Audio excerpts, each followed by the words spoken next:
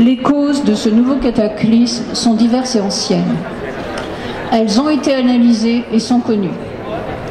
Les responsabilités sont à chercher du côté des politiques ultralibérales menées depuis des années, qui ont exacerbé les injustices et les inégalités sociales, enfoncé des territoires et des populations dans la précarité et le désarroi.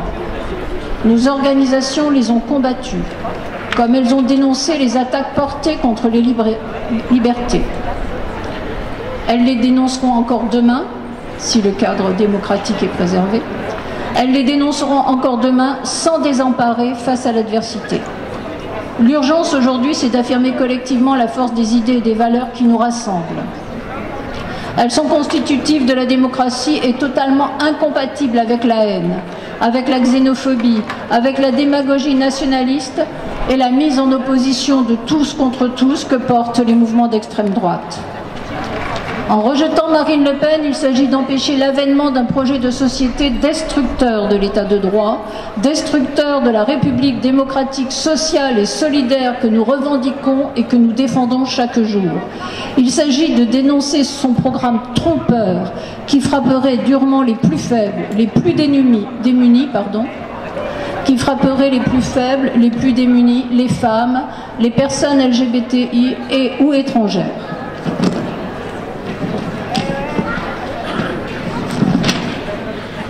Ensemble, nous voulons réaffirmer la devise liberté, égalité, fraternité.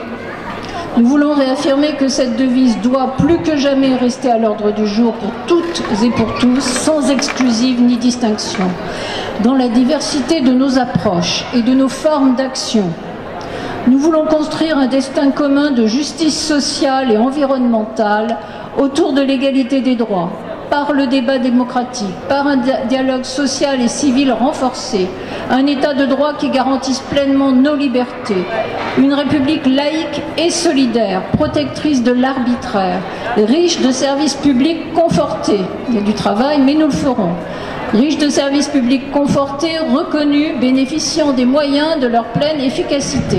Cette ambition commune serait gravement mise en cause avec l'arrivée au pouvoir de l'extrême droite.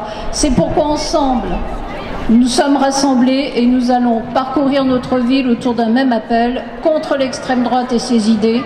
Pas de Marine Le Pen à l'Élysée. Je pense qu'on a raison de manifester. Parce que là, lui, elle et son père, ils ont envoyé 2-3 conneries sur les juifs. Donc quand même, pour des politiques quand même. Si on ne connaît pas l'histoire, on ne fait pas de politique pour commencer. C'est délicat, quoi. Moi je trouve que c'est délicat parce que le résultat final, est-ce que ça porte vraiment quelque chose Alors est-ce qu'on va faire la même chose contre Macron? Voilà, on pose la question.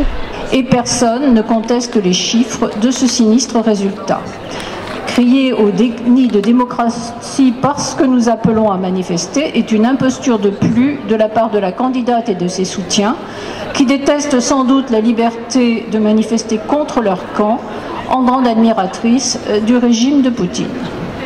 Deuxièmement, là, toute la semaine, ils ont bourré le mot avec Macron et cette dame, Marine, sa cousine. Bon, en tout cas, voilà.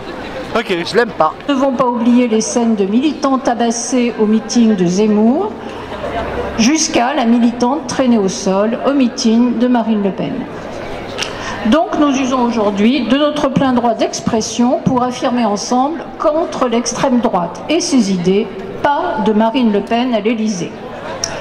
Car nous savons trop bien qu'entre Zemmour et Le Pen, il n'y a que l'épaisseur d'une hypocrisie. Ainsi de la discrimination sous forme de préférence nationale commune aux divers camps de l'extrême droite, réunis en complices pour la conquête du pouvoir. Chasse au foulard. Chasse au foulard des femmes, une honte qui renvoie au dévoilement des femmes pendant la guerre d'Algérie. Jean-Marie Le Pen et le Front National sont bien toujours là, du moins en esprit. Éviction de logements sociaux de personnes étrangères qui ont dû, comme tout un chacun, prouver leur capacité à payer un loyer, les quittances, les charges, etc. Des gens qui travaillent, qui scolarisent leurs enfants dans les écoles de la République et qui contribuent à la vie de notre pays. Pas Le Pen à l'Élysée. Pas Le Pen à l'Élysée. Pas de facho à l'Élysée. Pas Le Pen à l'Élysée. Pas de facho à l'Élysée. Ouais, je partage. J'y serai. Vous pensez que c'est nécessaire de... Oui, c'est nécessaire, il faut le faire. Qu'il y ait le plus de monde possible. Préférence nationale encore qui vise à priver de droits sociaux des personnes étrangères qui ont des droits sociaux certes parce qu'elles contribuent à travers le salaire différé que Madame Le Pen veut diminuer en faisant des cadeaux patronaux. Le très vieux fond de l'extrême droite sous le maquillage de respectabilité ne varie guère sur ses obsessions xénophobes. Zemmour, Le Pen, Le Pen, Zemmour, les deux faces d'un même péril.